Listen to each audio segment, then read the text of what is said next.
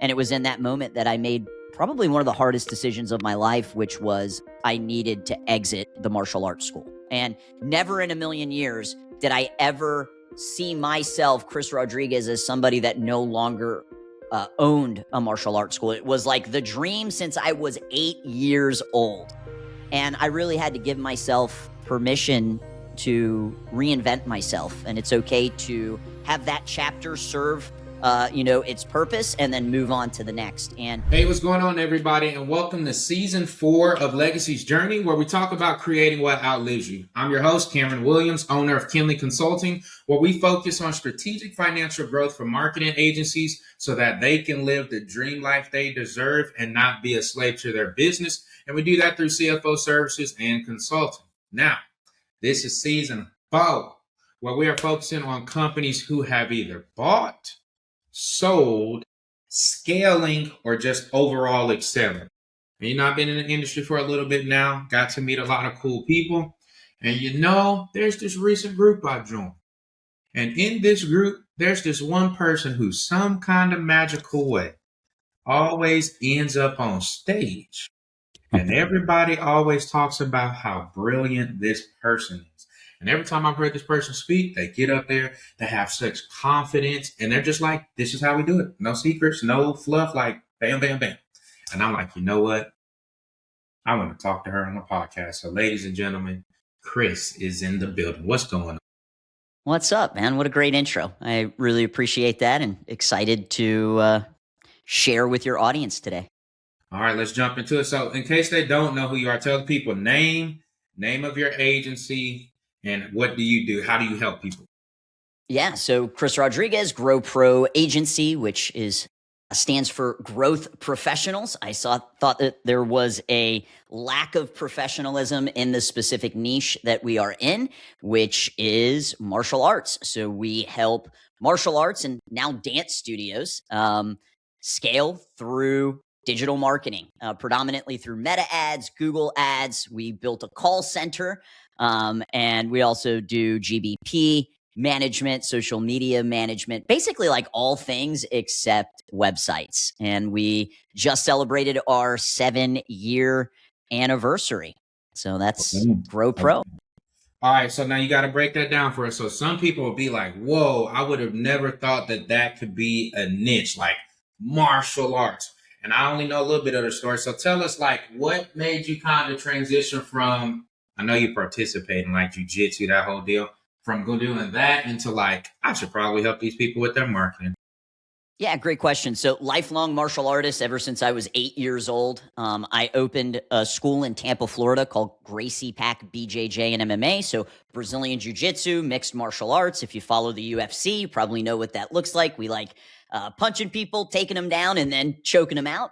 And I grew a very successful school very quickly. And because of social media, I would take pictures of our classes and people would reach out and they're like, how are you growing your school? And I was self-taught in Facebook ads and Google ads. And I was like, oh, we're just running Facebook ads and Google ads. And by the way, we have a really great product and service. That's important to understand if you're going to scale a business. It's not just about the marketing. And I had people reach out and they were like, well, can you teach me Facebook ads and Google ads? And I was like, sure. So I have a degree in education. I've been a teacher since I was 12, just teaching martial arts on the mat. And I launched an 8-week marketing mastermind where I was teaching school owners Facebook ads, how to use Instagram and Google ads. And at the end of the 8 weeks, they were like, Cris, this was amazing. We learned so much, but we don't want to do this stuff. Will you just do it for me? And at the time I was, still pretty heavily involved in the school. And I was like, no, I'm just teaching it. I really enjoyed it. It was a lot of fun. Got a little side hustle going on here because internet money is different than like brick and mortar money. And I was just really enjoying it. So I did another 8-week session, same feedback. Cris, we don't want to do this. Will you just do it for me? And I finally was like, all right, let's go. And I took 10 clients on and instantly bought myself another job. And I was wearing all of the hats, but I pitched the people in that 8-week marketing course and said, I'm only taking 10. And within a couple of days, I had 10 clients, and now I had a second job. And I truly enjoyed doing it. It was very different than, what my kind of current career was, which was teaching on the mat in person. And prior to that, I had sold a couple of online courses, and I'll never forget what it felt like when that Stripe notification went off when I made my like very first dollar of internet money. And it was like, Yeah. I just made money and I'm sitting on the couch. I'm not even like working right now. And Yeah. I was very attracted to that. So, with the 8-week marketing mastermind, that really is what built GrowPro. And I got those 10 clients and realized like, man, if I'm really going to do this, I need some help. And then I started hiring a team. So that's really how we got started, was just off of an 8-week course that I sold. Okay. Now, she was laughing at me before we started this, y'all, because I was like, normally you're going to say something genius. And she's like, that's a high bar. But see, she did it. Okay. I don't know if y'all caught that. She had a business and started another one. So walk us through what that looks like, because I think everybody right now is like, oh, I need to have 2 and 3 businesses and put it under this umbrella and try to do all this fancy stuff, even though the key was you already had a successful business. And business number 2 was a great supplement to said business. So walk us through what that was like in those early days of trying to balance 2 of them. Yeah, I was fortunate. I had a really great team at the academy, and I was no longer on the mat teaching all of the classes. I would not have been able to juggle both of those. So, I was conscious of not pulling the trigger too soon. I had the team in place. We had, a very, very solid student base. We're not living paycheck to paycheck. I think oftentimes entrepreneurs, we get shiny object syndrome. I admit I have been there as well. But business number 1 was very solid and secure. And business number 2 was in the same niche. It was just serving a different customer, right? The martial arts school is serving, adults wanting to get in shape, parents who want their kids to develop confidence and discipline and focus. And then business number 2 was serving those martial arts schools. Now, I will say, eventually it got to the point where I could no longer do both. And I think of, the adage, chase 2 rabbits, catch none. And there were 2 specific things that happened. And I remember it very clearly. One was an Alex Hormozy video where he was talking about, millionaires. They say you need 7 different streams of revenue. And he had these cups on the table. And then he had another cup with water. And he was like, when you're split focused and you have all of these different businesses, each cup is only getting a little bit of your effort. But imagine if you just focused on one business and poured all of your effort in that one business, and then the cup overflows. And I clearly remember that video and like, man, that's kind of what I'm doing right now, is I've got all of these different cups out, and what would happen if I just solely focused on one? The second thing that happened is I was at a 7-figure agency mastermind, and this was right when they launched their Titans group. So Titans is, in order to be in the group, you have to be 2 million and above. And it was like our first get together as Titans. And I'm sitting at this table and I'm looking around, and, I'm sitting with a bunch of really successful people who have been at the game a lot longer than I had. This was like marketing and agencies and, having a legacy agency and then shifting over to a niche agency. And I was just thinking like, man, I'm at the same level that they are, but I'm split focused because I have my martial arts school and I have the agency.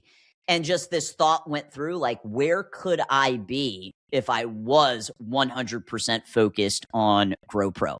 And it was in that moment that I made probably one of the hardest decisions of my life, which was I needed to exit the martial arts school. And never in a million years did I ever see myself, Cris Rodriguez, as somebody that no longer owned a martial arts school. It was like the dream since I was 8 years old. And I really had to give myself permission to reinvent myself. And it's okay to have that chapter serve its purpose and then move on to the next. And I thought it was going to take a while to exit the martial arts school. You need a very specific skill set, or you should have a very specific skill set when buying a martial arts school. And I ended up finding a buyer within 2 weeks. So that was kind of the journey of, having the martial arts school, Gracie Pack, starting GrowPro becoming so big that if I was really going to take it to 10 million, 20 million and beyond, that it deserved and needed my full attention. Okay, she dropped a lot of gems right there. Notice she said she bought herself another job and then she had to reinvent herself. Okay, let's go back to the selling process. So, good thing in finding somebody fast, but then comes that next part. Oh, crap. I don't know how to sell a business. I just know I'm exiting. Walk us through what that process looked like, because, of course, we know there's financials involved and tax returns and all these different things. So in a simplistic way, talk us through like 2 or 3 of those top things you learned from selling a business, and maybe 2 or 3 things that you were like, in hindsight, I would have done this better because that would have helped. Yeah, great question.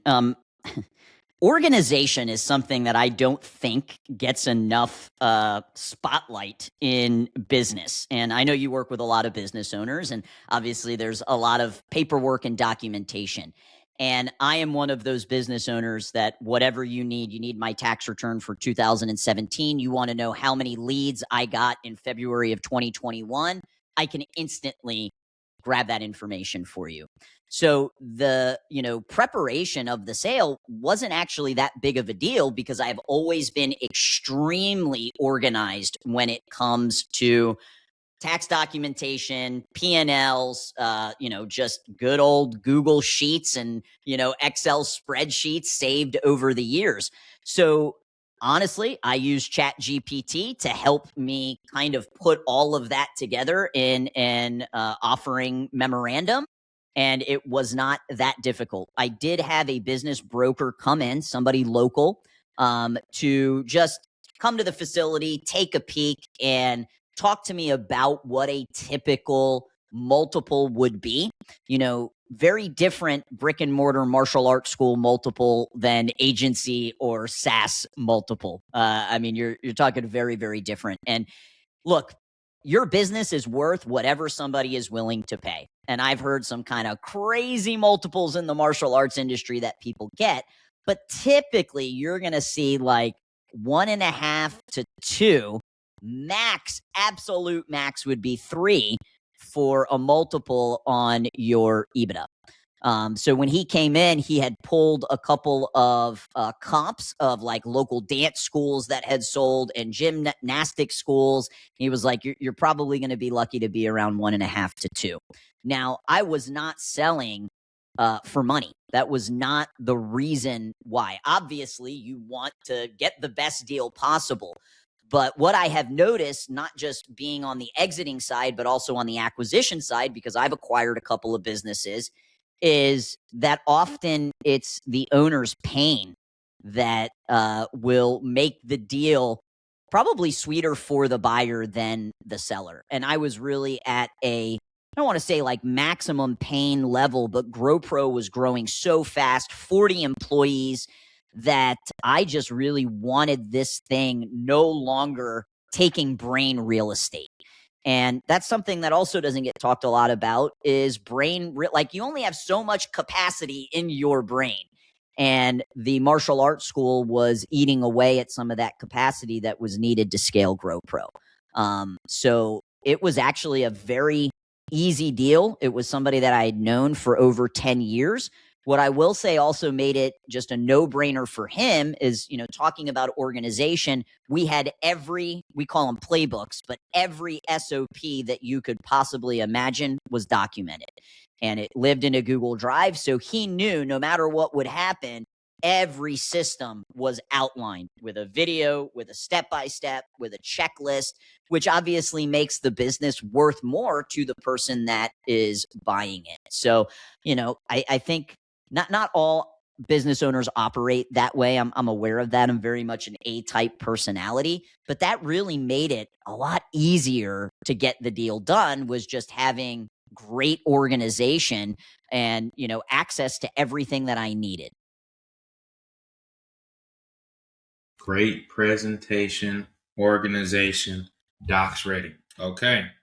Another thing you talked about, reinventing yourself. Let's talk through that a little bit, because I think what you kind of talked through a little bit was the identity of, I'm the martial arts person. This is my studio. This is my baby. Versus like, there's a better We won't say better because we know we love the studio. But there's a different way that I can impact other people and maybe I can reach more. Talk us through like that identity shift of being this versus now having to switch into a different field, teaching people about the ads, and then eventually like this is my thing. Yeah.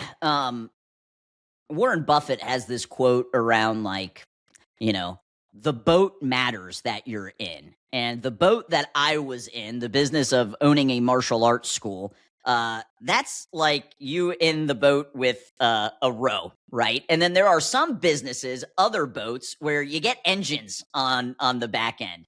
And I felt like I was putting a 10 out of 10 effort into a 2 out of 10 opportunity.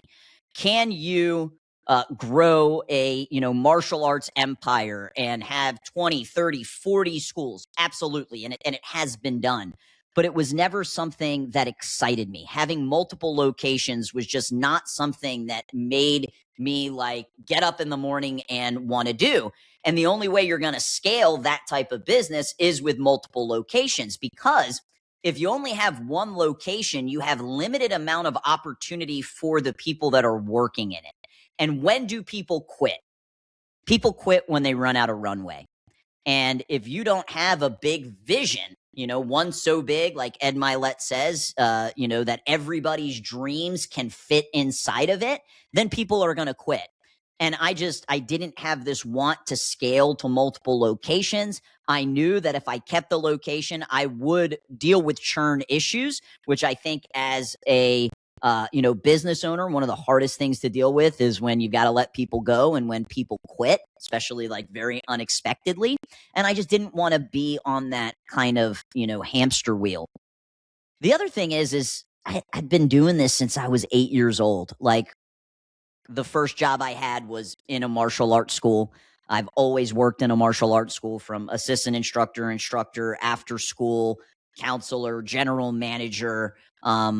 And I had been doing it for a very, very long time. And, I had wrestled with the decision because I had, mentors telling me like, yes, this makes sense. I had family members that didn't understand. And I think that was one of the harder things to overcome. They didn't get it. Like, why do you have to let that go? Why are you selling a successful business? And I was like, well, that's actually the best time to sell a business is when you're successful and not when you're not successful. And a lot of journaling, couple of, therapy sessions to walk through that. I'm still me. This is just a new chapter, and I can actually make a bigger impact this way. We work with 600 martial arts schools all over the United States, and we are helping them introduce martial arts to more people. In my brick and mortar, I was limited to how far people are willing to drive. You got kids. How far are you willing to drive to take them to martial arts class? Like maybe 5 miles, maybe 10, right? Like at the max. So your impact is limited. And that's what I love about internet marketing is that your impact, you have the potential to have a much larger impact. So, that's what ultimately drove me to that decision, and just giving myself permission to be Cris Rodriguez, not the one that owns the martial arts school. I still founded it. And, the guy that took over, his name's Billy, and he has just been absolute gem throughout the whole process. Kept my picture up on the wall, always tells people like Cris is the founder. I have a lifelong free membership for me and my entire family whenever, we want to go in there. But yeah, those are some of the, things that led me to ultimately making that decision. Okay, so see, y'all, I told you she dropped some more stuff in there. She just talked about how like selling brick and mortar is different than the multiple on the SaaS or marketing. And then here we go. I know y'all heard this. Correct me if I'm wrong. You said 600 clients.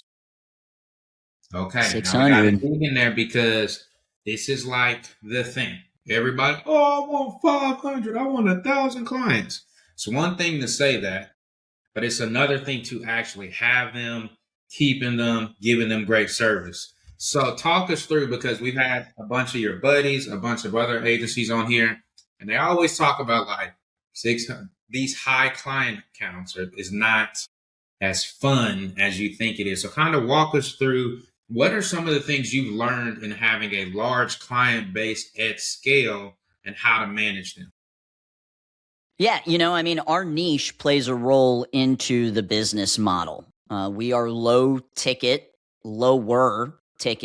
high client volume. Why is that? I don't know how much people know about martial arts, but who are the people that open martial arts schools? They're martial artists, people that have had a passion, that love teaching. You don't typically open a martial arts school because you say, I want to build wealth. And because of that, we have a very small TAM, total addressable market. There's stats that say like 50 to 60,000 martial arts schools out there, but some of those are people operating in their garage or in a park, and many of them are operating as clubs, meaning they're only open a couple of days a week, maybe inside of a YMCA. And those aren't going to be, our ideal clients. So when you really think about like the total addressable market, it's probably closer to like 15 to 20,000, which is very, very small, right? If I worked with lawyers, you're talking, there's like a million lawyers out there. The average martial arts school does about $10,000 a month in top line revenue. And what I'm trying to address is you need, make sure I heard you right. 10,000? 10,000. Yes. Okay. Are there, I mean, that's the average, right? So obviously there are, many that do above that and many that do below that. But when I, learn that, and the point of this is you need to understand your customers and your niche, right? So it was like when I started, average martial arts school is doing $10,000 a month. The SBA tells you that 10% of your revenue should go to marketing. Okay, well, if they're doing $10,000, that means they've got $1,000 for marketing. Well, I want to make some money and they need some money for ad spend. So I'll charge them $500 to run their ads, and then they have $500 to put to ad spend. That's literally how I created our first program. Like pricing was based off of that. It has evolved. It has changed. New services. Everything's more expensive nowadays, so our rates are higher. But that's literally how I decided what our pricing should be. Could we have gone the route of we're only going to work with the top 10% of martial arts schools and we are going to be higher ticket? Yes, but I wouldn't have made as big of an impact over the last 7 years if we said, we're only going to work with the top schools that could afford a $4,000 or $5,000 package. So look, everybody wants more clients. And with this business model of lower ticket, higher client volume, it's easier on the front end, right? Like sales and marketing is easier because it's lower ticket. But on the back end, the fulfillment, that's a lot harder. So it's like choose your, which poison do you want? If you're higher ticket, probably sales and marketing will be a little bit more difficult, but you're not going to have as many moving parts on the back end fulfillment. So, that's really where the bulk of our time and energy and attention goes to, is the back end fulfillment, because there are so many moving parts when you have 600 clients. And the other aspect of it is the more clients, typically the larger team that you need as well. So it's not just, juggling the amount of clients you have, it's also managing personalities, which is like the hardest thing to do as a business owner. And, because of that, we just have a lot more personalities to manage. Okay, so see, I told y'all. See, you see the brilliance? You see how she strategic here. This is probably why she was snapping some of y'all necks. Okay, so talk us through. So 600 clients, like you said. All right, we're lower ticket. Yay, every month we signed up 20 clients. Oh, snap, we have to fulfill. Now walk us through. You just kind of hinted at it. Now we're having to deal with, it's not just me and a team of 4. It's me and a team of 20, 30, 40 people. How are we kind of finding who are the right people, the right feet, the right fits in the right seats? Because to your point, well, now I got to have customer service people. I got to have people that are just on that. Like, kind of walk us through how you're finding great talent. I only know this because I've heard her talk about it. How are you finding great talent, and how are you kind of cultivating these right people in the right seats? Yeah, so I have a very interesting kind of journey with hiring. When I first started GrowPro and I got those 10 clients, I reached out to another martial arts school owner that I was very close with that I had taught how to run Facebook ads. And I was like, hey, you want to make some side money? So I hired them as 1099 contractors.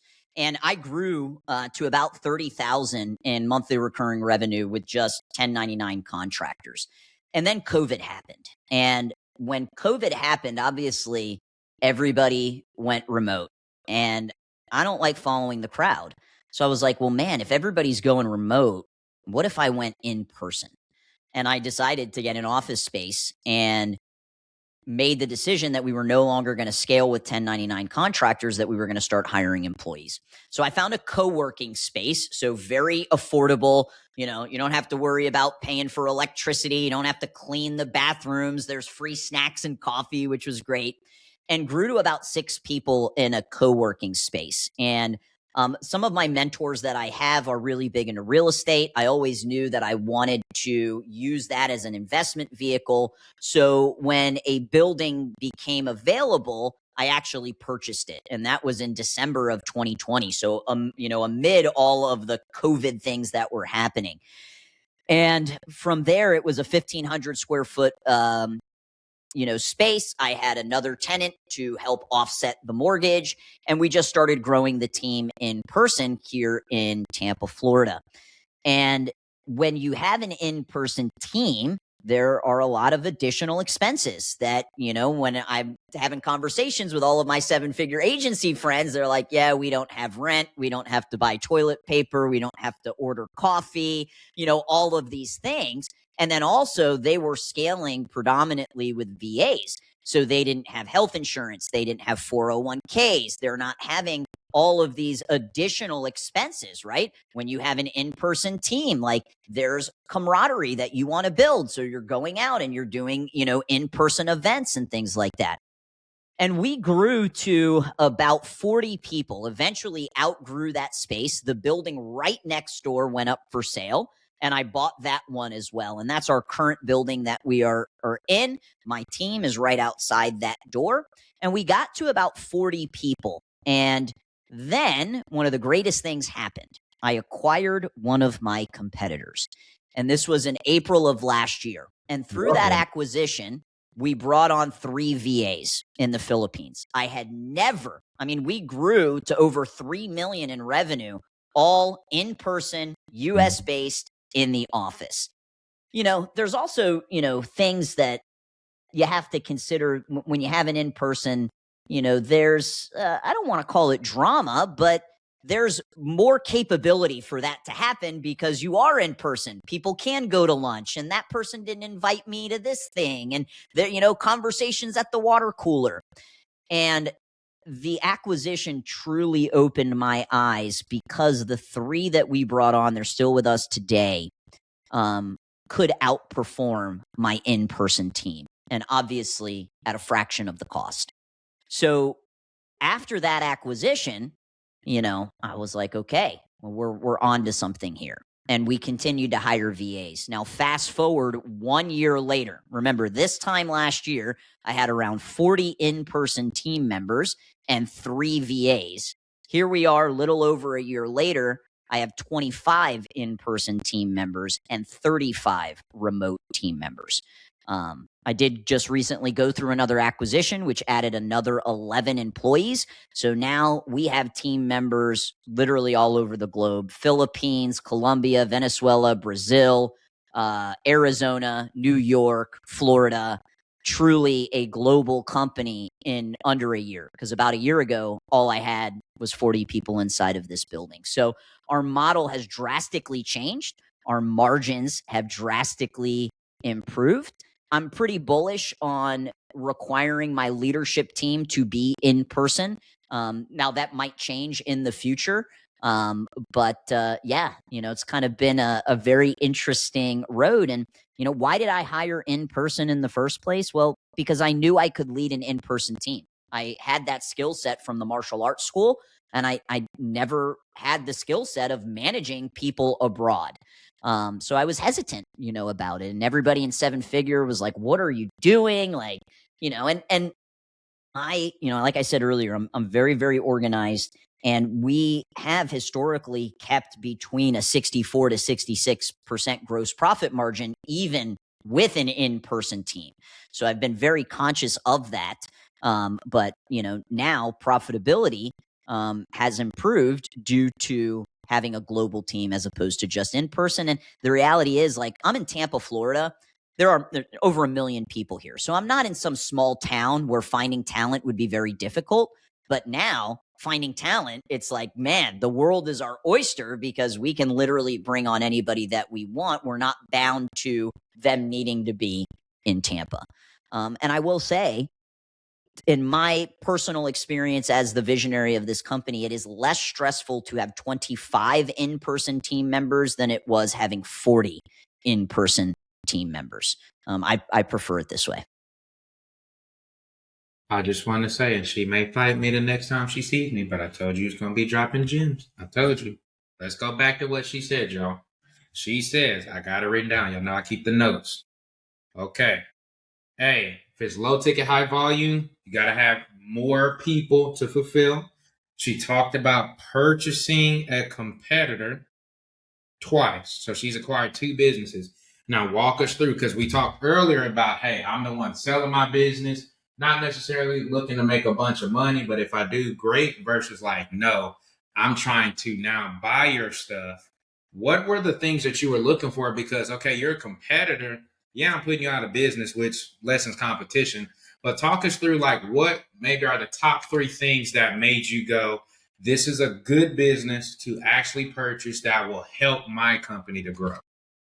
Yeah, so we operate on EOS, the Entrepreneurial Operating System. I'm actually an EOS implementer, so I've gone all in on this. And part of our 3-year goal was to be at 10 million. And I honestly just did not see how we could get to 10 million with the same business model, solely working in the martial arts industry. I knew I could get to 5. And once we got to 5, then we needed to start thinking like, okay, well, what behaviors need to change in order for us to get to 10? And just solely staying in the martial arts industry wasn't going to be part of it. So, we knew, okay, well, what's super similar? Dance. Very similar, right? There's definitely some nuances and differences, but in terms of marketing for a martial arts school versus a dance studio, very, very similar. So we knew we wanted to go that path. And it was like, okay, well, it took us, 5, 6 years to get to 500 clients. I don't really want to start from scratch that way in the dance industry. But then that started opening up. Well, then, what if we could acquire a dance, marketing agency? And then it was like, well, why don't we just try to acquire a martial arts marketing agency? And believe it or not, there are over 60 martial arts marketing agencies. And I thank Alex Hormozy for that and his books telling everybody, just guarantee them 90 new whatever in 90 days. Like, honestly, I love Hormozy, but man, you have just seen all of these marketing bros come out of nowhere since his books have been launched, making these ridiculous claims that they cannot fulfill on, making our entire industry just not look good. So when I started noticing, man, we're getting a lot more competitors, and just what is it going to take to get us to 10 million? With 500 clients, even if you have a low churn, which in 7FA, they want us to aim for 3% or less. Now, I am not a full stack agency. We don't offer websites in a CRM. I think everybody will agree websites in a CRM make people a lot stickier. It's not that difficult to hop from one social media marketing agency to the next. So we, and I've been very prideful of this. We have over the last 7 years been between a 3.5% and 4.5% churn. Okay. Which is phenomenal because most social media marketing agencies are 10 to 20% churn. But when you have 500 clients and let's say you're churning 4%, guess how many clients you're losing every single month? You're losing 20 clients. So just to stay where you're at, you've got to sign up 20 new clients. And that's a lot. So the question was, well, what if we acquired, right? We can either take our marketing budget and just blow it up and 10x it and put it into ads, but then that's more sales, that's more people you're going to need, that's more onboarding, that's more fulfillment. Or we can just go find somebody that doesn't really like what they're doing anymore. They have that pain point the same way I did in my martial arts school, and we can buy them. And that's the route that we decided to go. Now, the first acquisition that happened last year, that owner actually reached out to me. And he was just at this place where he didn't want to do it anymore. It just wasn't what it was. It wasn't what he thought it was. So that's kind of what led us to acquisition. Was in order for us to get to 10 million, like I don't want to start from scratch and needing to add another 500 to 600 clients, one sale at a time. How can we get 100 sales at a time or 200 sales at a time? And the first acquisition brought on 30 clients for us, and that's interesting. Like overnight having 30 clients and then 3 new team members. And then this most recent acquisition brought on 100 clients and 11 team members overnight. And that took place on April 1st of this year, so just a few weeks ago. So that's really how I see us scaling at this level, because now, 600 clients at 4% churn, that's 24 new clients that we have to sign up every single month. And, we do that. We have averaged around 25 new clients historically, but now there's more competition out there than ever before. And it's a lot of work. It's a lot of sales commission that has to go out as well. So that's what kind of brought us to this, strategy of growth through acquisition at the size that we're at. Okay. Now, another thing you talked about was the team members in different places. Now, let's talk through that a little bit, because you have some people that argue, well, you got US people, you got Philippines, you got some in Latin America. Talk us through, how do you keep everybody on the same page when you have all these different cultures and expectations, and over here we communicated this way versus not? How are you kind of bridging everybody together so that way we're all going in the same direction? How are you building good company culture? Yeah, I mean, the answer is EOS. It's the Entrepreneurial Operating System. And we literally hire, fire, review, reward, and recognize through our core values. We are not some company that just has them up on the wall. I think people hear core values and they start rolling their eyes, and it's because they truly have never seen a company that uses core values as a way to operate and make decisions within the company. So we have 4 core values. Number 1, always in beta. It's a little play on, tech lingo there, but we're, always looking for continuous improvement. Number 2, own the day. Like, how do you have a great year? You have to have great quarters, which means you have to have great months, which means you have to have great weeks. How do you have a great week? You have to stack great days. So we have to be owning the day every day. Number 3, play to win. I tell my people, we are not a family. We are a team. And if we were a basketball team and you were not performing to the ability that we expect, what's going to happen? You're going to get benched and then you're going to get released. And we have a value of, we are here to win. And then number 4, keep it real. And that just means say what you mean, but don't say it mean. So those are our 4 core values. And like I said, we hire, fire, review, reward, and recognize based off of those core values, which allows us to keep the culture that we have. Now, we have people in the Philippines. One of the things we did last year is we actually had our head VA who lives over there put together a meet and greet for everybody. And the company paid for it. And we had, I think, 10 out of the 14 VAs participate. And the Philippines is a pretty large island, and people drove 4 to 5 hours to meet up for this. So we're trying to recreate the things that we do here over there. Well, now with the acquisition that just happened, we added Brazil, Venezuela, Colombia, Arizona, and New York. So one of our goals for this year, so EOS, you've got your 5-year, you've got your 3-year, you've got your 1 year. One of our 1 years was to make sure that our entire global team was, working together in alignment with our in-person team. How do you do that? I mean, you have meetings, you have trainings, and you have expectations. And if you are not able to, rise up to those standards and those expectations, then we're going to find somebody else who will. So, to me, core values are the way that really should lead the culture. Okay, but wait. I'm still stuck here. Number 3. You said number 3 is, and I quote, "We are not a family. We are a team." Talk about that, because a lot of people are like, "No, we're all in this together. I love you." You know how you've heard this. I already know you have.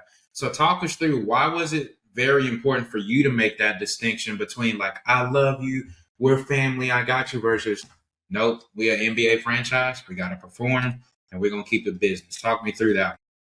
Yeah. I mean, I could still love you and you be a team member and not a family member.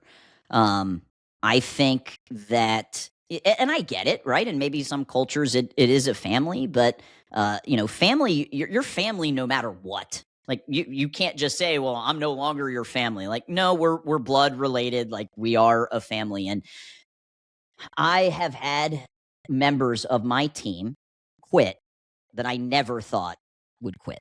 You have people on your team that you just think like, man, they are lifers. Let me tell you, when you have the first one quit and then the next one quit and then the next one quit, it's like, yeah, this ain't a family. Like you don't quit your family. And I'm just very intentional about that. We are a team. There's a certain level of expectations that is required to be on this team, and I can love you, right? I mean, we have a saying, love them on the way in, love them on the way out, right? That's not just with our customers, but that's also with our team members.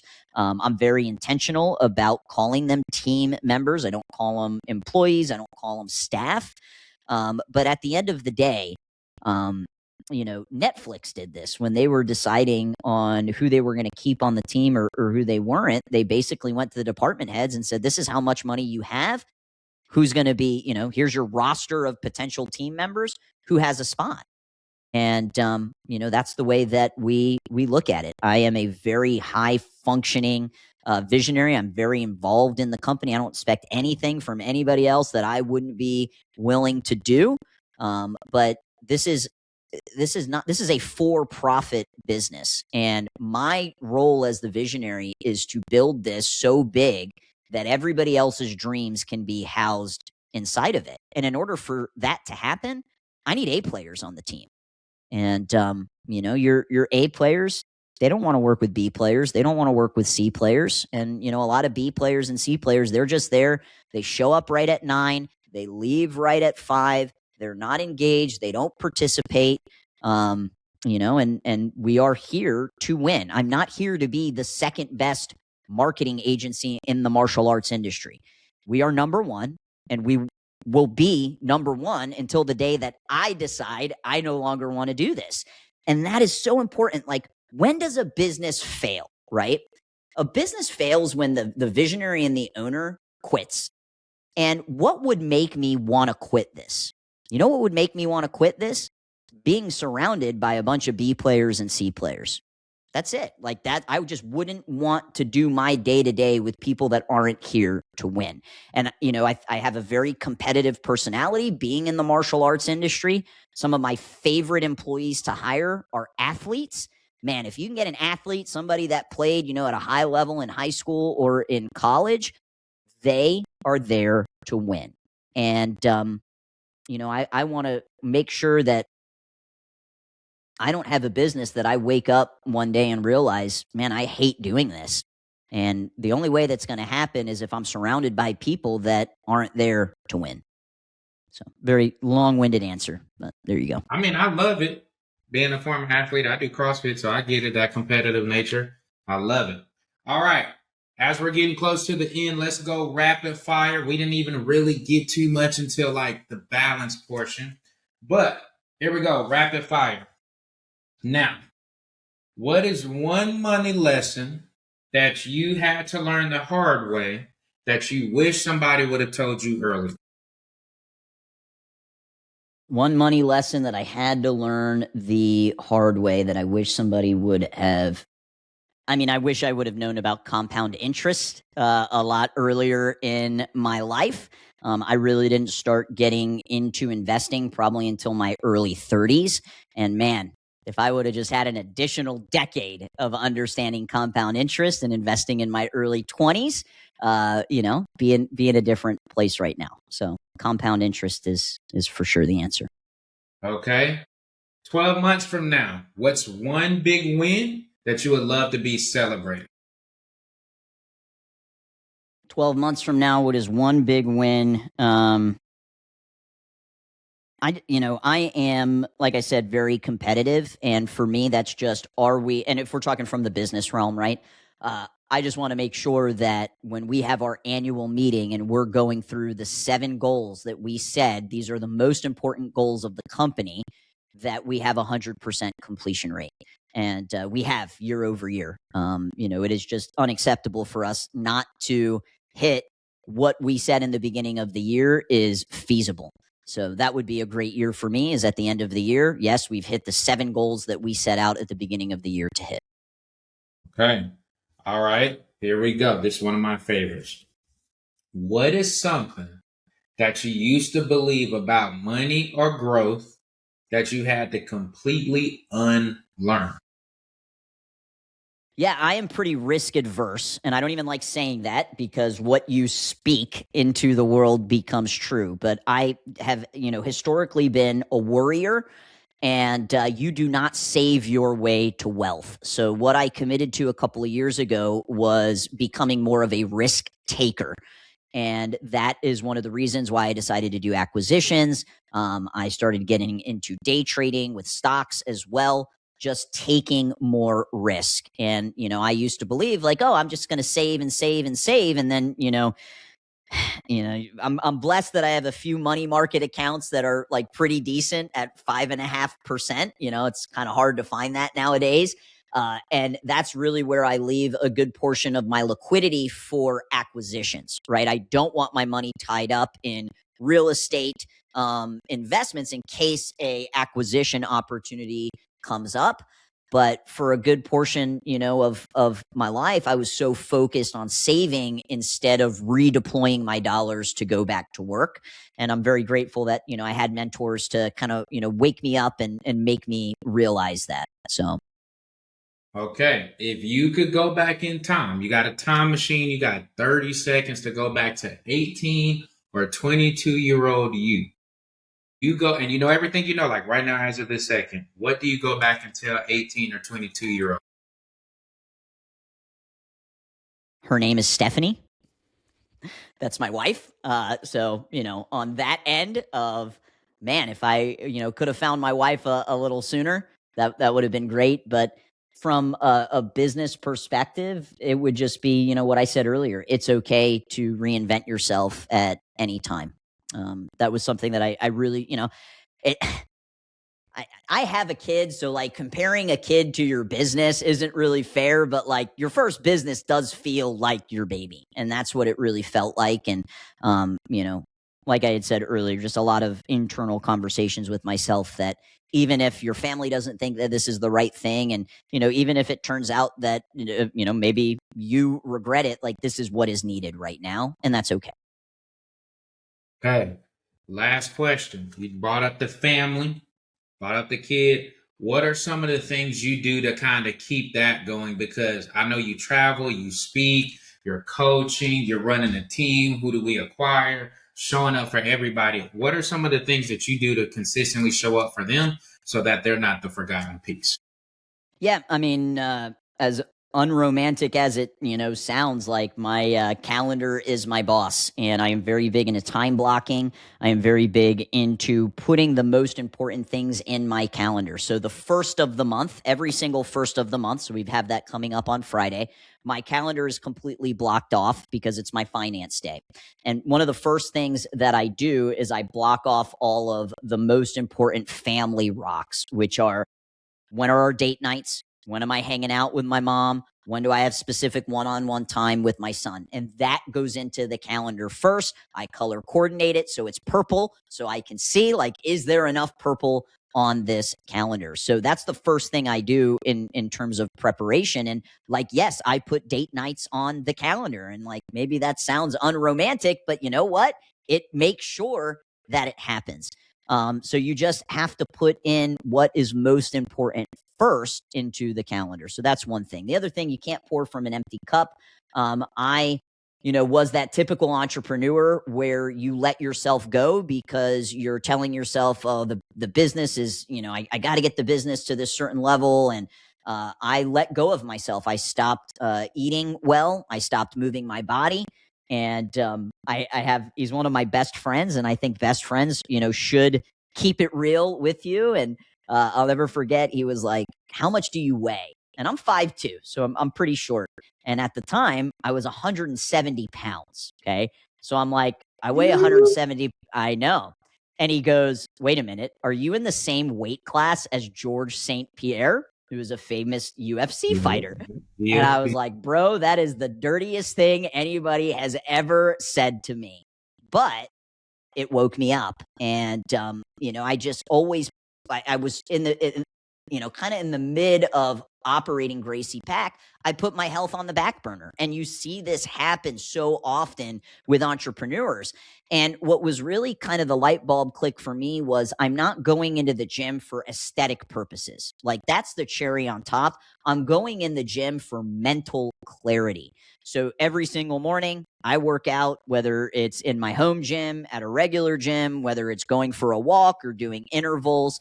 I am unable to show up for my team at 100% and unable to show up for my family at 100% if I don't do that. And it's got to be done first thing in the morning. And that's important to know that about yourself as well. Is if I didn't do it first thing in the morning, I'm going to have every freaking excuse at 5 p.m. like, oh, it was a hard day, or I got to spend time with my family, and I won't get it done. So just making sure that I have that mental clarity through sweating it out is the way that I'm able to show up the way that I want to show up for my family and my team. That was a good one. That was a good one. All right, y'all. These are the types of people that we bringing on. I'm going to recap. Y'all know that's why we got the notes. All right, so she started with one business, doing martial arts and building her confidence that way. And then she saw the opportunity to have the second business, which complemented the first. And then she had the aha moment. Now, after a while, she hits that 2 million mark. And then, of course, she had to reinvent herself. Am I doing the right thing? How do I do it? How do we continue to grow? Brick and mortar sales, selling the company, by the way, is very different. So you have to know your paperwork and understand that the multiple would not be the same. She's now moved into more of a low ticket, high volume, which means consequently, I need more staff to fulfill because we have way more to do. So nothing wrong with you high ticket people out there. That's cool. Just a different way to go at it. Purchase 2 competitors and now switch from having everybody be in person in her office to now having team members all around the world, which are better serving her people and giving her better profit margins. I love her 4 things that she likes to drive for culture, with number 3 being, we are not a family. We are a team and we want to win. All right. I also love how she said, don't save your way to wealth. Hence why we're more on the acquisition side. But be careful about putting all your money in real estate, because you can't grab it to make these moves that get you to the next level. And then towards the end, we talked about, hey, use your calendar to shape and block off the things that are important, and don't pour from an empty cup. Tell the people, if they're like, man, she's dope, I want to learn more about her, or I want to work with her, or I want to be coached by her, or I just want to check out more of what she's doing. Name, business name, and where they can get in touch with you. Yeah, I mean, the best way would just be through our website, growproagency.com. But if you want to give me a follow on Instagram, Cris, C-R-I-S, Lee, L-E-E, Rodriguez, kind of like Bruce Lee, but Cris Lee Rodriguez. And give me a follow, shoot me a DM. Really, the way that I would be able to serve the agency community would be through EOS implementation. So if you are interested in learning more about that journey, typically don't recommend hiring an implementer until you hit about the 1 million mark. So if you're under 1 million, I'd recommend reading the book Traction and self-implementing EOS until you get to that level where you can't afford an implementer to come in. Okay.